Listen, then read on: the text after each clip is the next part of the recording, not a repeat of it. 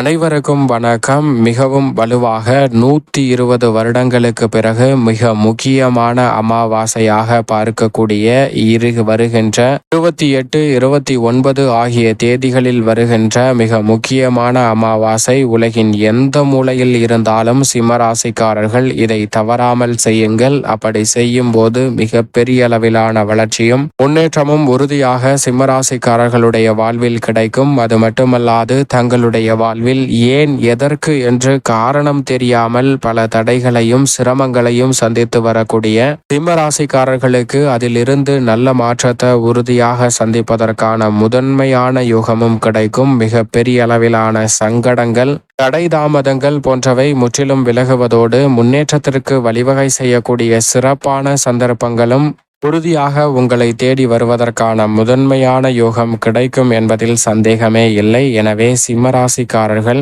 இந்த தென்புலத்தார் வழிபாடு, பித்ருக்கள் வழிபாடு என்று சொல்லக்கூடிய முன்னோர் வழிபாட்டை தவறாமல் மேற்கொள்ளுங்கள். அப்படி மேற்கொள்வதால் 120 வருடத்திற்கு பிறகு மிக முக்கியமான அமாவாசையாக இந்த அமாவாசை பார்க்கப்படுகிறது. ஏனென்றால் பல வருடங்கள், நூற்றாண்டுகளுக்கு பிறகு 120 வருடத்திற்கு முன்னதாக இருந்த திதி போன்று இந்த தருணத்தில் வருவது கூடுதல் சிறப்பு. அது மட்டுமல்லாது வருடத்தில் எத்தனையோ அமாவாசைகள் வந்தாலும், 12 அல்லது 13 அமாவாசைகள் வந்தாலும் கூட இந்த தை அமாவாசை என்பது கூடுதல் சிறப்பான ஒன்றாக பார்க்கப்படுகிறது. அதே போன்று மகாலய அமாவாசையும் முன்னோர்களுடைய வழிபாட்டில் மிக முக்கியமான அமாவாசையாக பார்க்கப்படுகிறது. 12 வழிபாடுகளை மேற்கொள்ள முடியவில்லை என்றாலும் இந்த இரு வழிபாட்டை மேற்கொள்வதன் மூலம் மிக சிறப்பான நல்ல முன்னேற்றம் தங்களுடைய வாழ்வில் கிடைக்கும். அதிலும் குறிப்பாக இந்த தை அமாவாசை என்பது பல சிறப்புகளை அடுக்கடுக்காக கொண்டிருக்கிறது. ஏனென்றால் 120 வருடங்களுக்கு பிறகு வரக்கூடிய அற்புதமான திதியாக இந்த தருணம் அமைகிறது. அது மட்டுமல்லாது அன்றைய தினத்தில் திருவோண விரதமும் வருகிறது. அதைவிட மிக சிறப்பு என்று சொன்னால் பெருமாளுக்குரிய புதன்கிழமை என்று வருகிறதுங்க.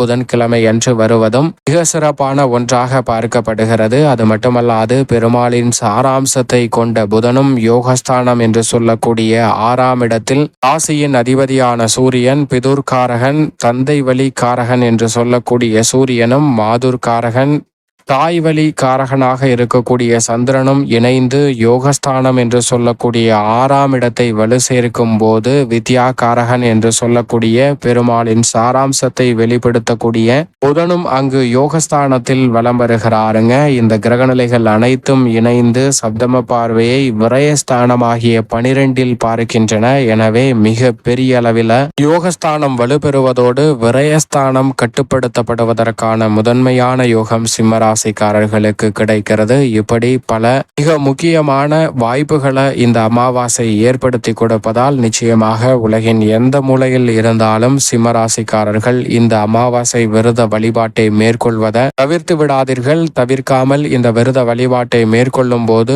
மிக சிறப்பான வளர்ச்சியும் முன்னேற்றமும் தங்களுடைய வாழ்வில் உறுதியாக கிடைக்கும் என்பதுதான் யதார்த்தமான உண்மை. ஏனென்றால் இந்த அமாவாசை தினத்திற்கு பிறகு சப்தமத்தில் வளர்பிறை சந்திரனாக நுழைகிறார் சந்திரன். குரு வக்ர நிவர்த்தி பெற போகிறார். சனி அஷ்டமத்திற்குள் நுழைய போகிறார். ஆனால் அஷ்டமத்தை விட்டு ராகு விலக போகிறார். இப்படி பல அதிரடியான மாற்றங்கள் நிகழ இருக்கக்கூடிய இந்த தருணம் என்பது உறுதியாக சிம்மராசிக்காரர்களுடைய வாழ்வில் இருக்கக்கூடிய பல பிரச்சனைகளையும் சிரமங்களையும் தகர்த்தெறிவதோடு பல்வேறு வகையான தோஷங்கள், குழப்பங்கள், தடை போன்றவற்றை இந்த விரத வழிபாடு உறுதியாக உடைத்தெறியும். முன்னோர்களின் ஆசீர்வாதமும் மிக பெரிய அளவுல பக்கபலமாக அமைவதோடு மிக சிறப்பான வளர்ச்சிக்கும் முன்னேற்றத்திற்கும் வழிவகை செய்வதற்கான நல்ல வாய்ப்பும் உறுதியாக உங்களை தேடி வரும். ஏனென்றால் முன்னோர் வழிபாட்டை இடத்தில் தவறவிட்டாலும் இந்த ஒரு திதி வழிபாட்டை மட்டும் மேற்கொள்வதன் மூலம் மகத்தான புண்ணியங்கள் தங்களுடைய வாழ்வில் கிடைப்பதோடு முன்னோரின் ஆசீர்வாதமும் நிறைவாக கிடைக்கும். அப்படி கிடைப்பதன் மூலம் உறுதியாக குடும்பத்தில் சுப நிகழ்வுகள் ஏற்படுவதில் தடை ஏற்பட்டாலும், திருமணம் போன்ற சுப நிகழ்வுகளில் அதீத தடை ஏற்பட்டாலும், வியாபாரம் தொழிலில் முன்னேற்றம் ஏற்படாமல் இருந்தாலும், ஒரு அடி முன்னேற்றம் பெற முடியாமல் பின்னேற்றத்தை நோக்கி செல்லக்கூடிய வாய்ப்பும், சொந்த வீடு வாங்க முடியவில்லை இல்லை, சொந்தமாக சொத்துக்கள் வாங்கக்கூடிய முயற்சியில் பெரிய அளவில் தடை ஏற்படுகிறது போன்ற அஷ்டம தோஷங்கள் போன்ற பாதிப்புகள் என எதுவாக இருந்தாலும் அத்தனையையும் இந்த பித்ரு வழிபாடானது நிச்சயமாக விலக்கி விடுகிறது. அதிலும் குறிப்பாக குல விருத்திக்காக இருக்கக்கூடிய வாய்ப்புகளை மிக சிறப்பாக அள்ளி கொடுக்கும். எனவே உறுதியாக புத்திரபாகியம் மற்றும் திருமண பாகியம் போன்ற மிக சிறப்பான நல்ல வாய்ப்புகள் தடை தாமதம் இல்லாமல் இந்த அமாவாசை விரத வழிபாட்டை மேற்கொள்வதன் மூலம் நிச்சயமாக கிடைக்கும். அன்றைய தினத்தில் எப்படி வழிபாட்டை மேற்கொள்ள வேண்டும் என்றால், முன்னோர்களை நினைத்து அன்றைய தினத்தில் விரதம் இருக்க வேண்டும். அருகாமையில் உள்ள நீர்நிலைக்கு அதிகாலையிலே சென்று நீராடி மனப்பூர்வமாக முன்னோர்களை அழைத்து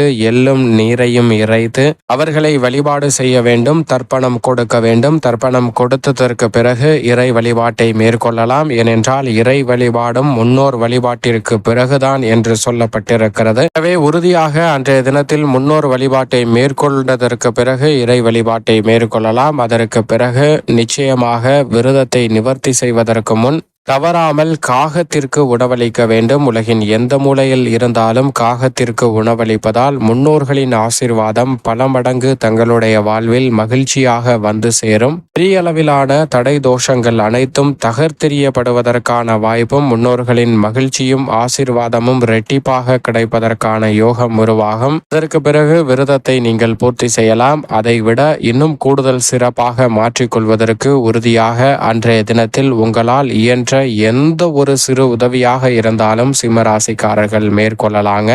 மற்றவர்களுக்கு நீங்கள் செய்யக்கூடிய சிறு உதவி கூட உங்களுடைய வாழ்வில் மகத்தான புண்ணிய பலன்களை நிச்சயமாக அள்ளி கொடுக்கும் என்பதில் சந்தேகமே இல்லை. அதிலும் குறிப்பாக அன்றைய தினத்தில் மற்றவர்களின் பசியை தீர்க்கக்கூடிய வகையில் அன்னதான உதவிகளை மேற்கொள்ளும் போது மகத்தான புண்ணியங்கள் மிக பெரிய அளவில் உங்களுடைய வாழ்வில் நிறைவாக வந்து சேருங்க. பெரிய அளவில் இருக்கக்கூடிய பல பிரச்சனைகள் ஏன் எதற்கு என்று தெரியாமல் சிக்கி தவித்து கொண்டிருக்கக்கூடிய பல பிரச்சனைகள் போன்ற அனைத்துமே உங்களுடைய வாழ்வில் விலகுவதோடு மட்டுமல்லாது இல்லத்தில் மகிழ்ச்சி இரட்டிப்பாகும். வாரிசுகளும் மகிழ்ச்சியாக வளர்வதற்கான மகிழ்வதற்கான சந்தர்ப்பம் நிறைவாக கிடைக்கும். இப்படி பல நல்ல மாற்றங்களை உறுதியாக இந்த தென்புலத்தார் வழிபாடு என்று சொல்லக்கூடிய முன்னோர் வழிபாட்டை மேற்கொள்வதன் மூலம் உறுதியாக உலகின் எந்த மூலையில் இருந்தாலும் நற்பலன்களை நிச்சயம் பெற முடியும். இந்த வழிபாட்டை யார் மேற்கொள்ளலாம் என்றால், தாய் தந்தை இல்லாத நபர்கள் இந்த வழிபாட்டை மேற்கொள்ளலாம். யார் மேற்கொள்ளக்கூடாது என்றால், தாய் தந்தை இல்லாத பெண்கள், சகோதரர் இருக்கும் பட்சத்தில் இந்த வழிபாட்டை உறுதியாக மேற்கொள்ளக்கூடாது. அதேபோன்று கணவர் இருக்கும் பெண்களும் இந்த வழிபாட்டை